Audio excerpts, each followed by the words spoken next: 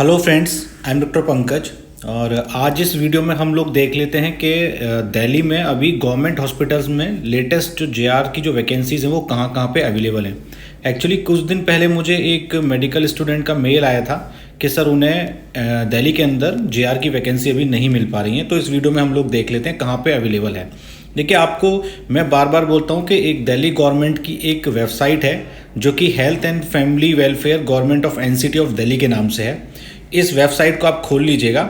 उसके बाद जब आप वहाँ पे जाएंगे तो वहाँ पे आपको एक वैकेंसी का ऑप्शन मिलेगा। जब आप वैकेंसी के ऑप्शन में नीचे की तरफ इस तरीके से स्क्रॉल करेंगे तो वहाँ पे आपको जूनियर रेजिडेंट के लिए, सीनियर रेजिडेंट के लिए और फैकल्टी के लिए कुछ कुछ ऑप्शन मिलेंगे वैकेंसीज़ को। तो इसको जब आप डाउनलोड करेंगे तो आपको पता लग जाएगा कि किस हॉस्पिटल में कहाँ पे वैकेंसीज़ हैं। तो हम एक एक करके देख लेते हैं। तो पहला तो ये है कि ये है गुरु गोविंद सिंह गवर्नमेंट हॉस्पिटल है जो रघुवीर नगर में है। ये कल का नोटिफिकेशन है 8 तारीख का।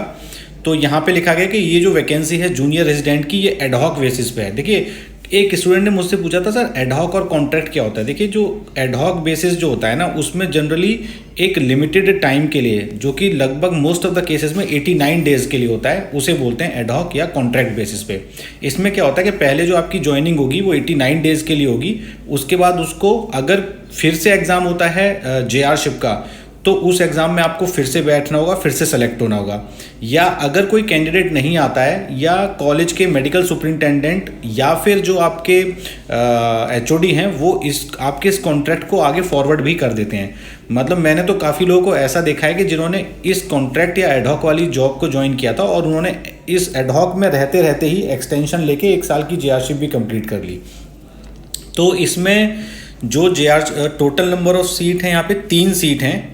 तो इसका जो इंटरव्यू है वो आपको, उसके लिए आपको रूम नंबर 19 है उसमें जाना पड़ेगा। इन्होंने यहाँ पे कोई डेट नहीं दी है, आप अच्छे से पढ़ लीजिएगा। तो आप इसमें शायद किसी भी दिन जा सकते हैं, तो जितना जल्दी जाएंगे उतना ज़्यादा अच्छा रहेगा। इसमें है कि आपको डेट ऑफ बर्थ का सर्टिफिकेट, जो आपका 10th का सर्टिफिकेट चाहिए। इसमें एक और इम्पोर्टेंट, देखिए दिल्ली में आप जहाँ भी जेआरशिप के लिए जाए ना, वहाँ पे डीएमसी का रजिस्ट्रेशन होना चाहिए, या फिर एटलीस्ट आपने डीएमसी के रजिस्ट्रेशन के लिए जो दिल्ली मेडिकल काउंसिल का रजिस्ट्रेशन है उसके लिए अप्लाई कर दीजिए। जिसके बाद एटलीस्ट आपको उसकी एक्नॉलेजमेंट स्लिप हो जाएगी, मिल जाएगी। उसके आधार पर भी आपको वो लोग एलिजिबल मान लेते हैं। उसके बाद आपकी इंटर्नशिप कंप्लीट होनी चाहिए और उसको 1 साल कम से कम हो जाना चाहिए इंटर्नशिप कंप्लीट हुए। ओके, मतलब एक साल की इंटर्नशिप कंप्लीट होनी चाहिए, सॉरी वो मैं गलत बोल रहा हूँ। और एमबीबीएस की डिग्री, मार्कशीट, यहाँ पे पूरी लिस्ट है। और यहाँ पे इस कॉलेज के अंदर जो एज लिमिट है वो जनरल कैंडिडेट के लिए 30 साल की है। तो एक तो ये हो गया, यहाँ पे 3 सीट यहाँ पे हो गई। उसके बाद देखते हैं, उसके बाद बाबा साहब अम्बेडकर ये मेडिकल कॉलेज है जो कि रोहिणी के सेक्टर नंबर 6 में है। यहाँ पे भी एडहॉक बेसिस पे लिया जा रहा है। और कितनी पोस्टें देख लेते हैं। ये टोटल नंबर सीट है 16 काफ़ी अच्छी क्वांटिटी है। और ये डेट ऑफ इंटरव्यू है 14 मई को। तो जो भी इसमें इच्छुक विद्यार्थी हैं या डॉक्टर्स हैं वो जा सकते हैं इसमें। उनको 9 बजे पहुंच जाना है रोहिणी में। और इस नोटिफिकेशन को आप अच्छे से पढ़ लीजिएगा। इसमें सारे रूल्स एंड रेगुलेशन, जो कंडीशन, टर्म एंड कंडीशन दे रखी हैं, सब लिख रखी हैं इसके अंदर उसमें। और सब जगह देखो, मोटा मोटा सब जगह सेम होता है। क्वालिफिकेशन वही एमसीआई रिकॉग्नाइज्ड एमबीबीएस की डिग्री होनी चाहिए।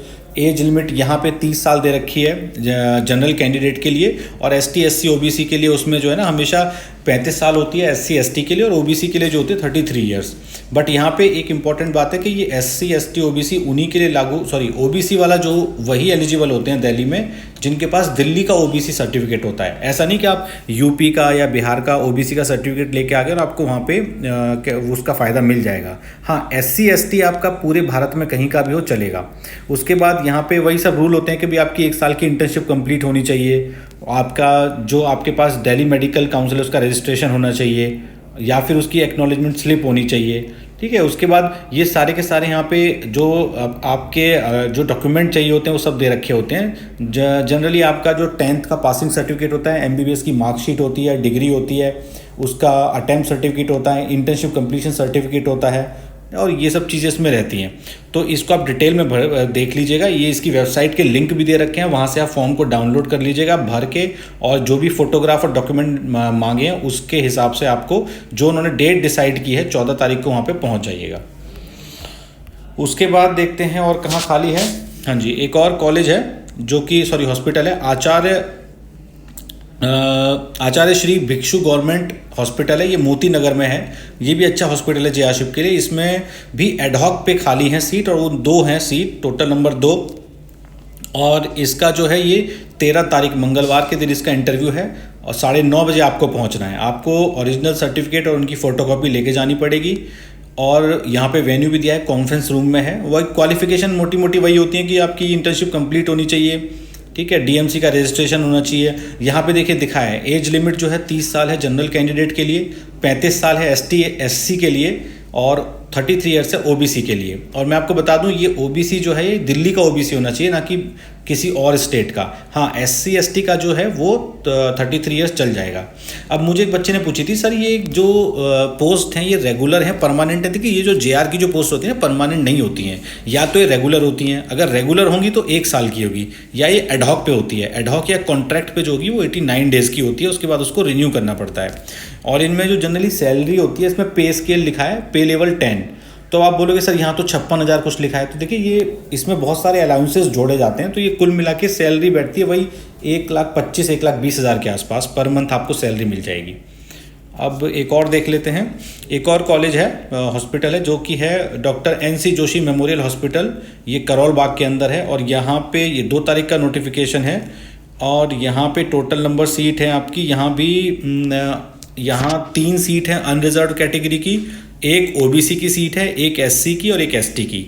तो टोटल 6 सीट्स हैं। और यहाँ पे भी आपका ये इंटरव्यू मेरे ख्याल से 13 तारीख, ये 14 तारीख को होगा। ये 14 मई को है इंटरव्यू। यहाँ पे भी आप जा सकते हैं। रूल रेगुलेशन मोटे मोटे वही हैं सारे, सैलरी भी वही होगी। रिजर्वेशन क्राइटेरिया भी यहाँ पे थोड़ा सा अलग है। यहाँ पे एज लिमिट दे दी है 40 साल। अब देखिए कुछ बच्चे जो बोलते हैं ना, बोलते हैं सर मेरी एज 30 साल से ज़्यादा है, मुझे जेआरशिप मिलेगी। तो ये वो हॉस्पिटल्स हैं जहाँ आपको मिल सकती है। यहाँ पे 40 साल अब अगर आपकी उम्र है तो आप यहाँ ज्वाइन कीजिए। यहाँ पे 45 ईयर्स है SC ST के लिए, और 43 ईयर्स है ओबीसी कैंडिडेट के लिए।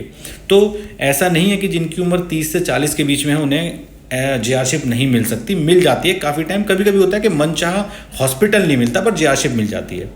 तो ये कुछ इंपॉर्टेंट वैकेंसीज़ हैं जो दिल्ली में अवेलेबल हैं। अगले आने वाले 1 हफ्ते में आप अगर चाहें तो इसमें अप्लाई कर सकते हैं। Thanks for watching my video.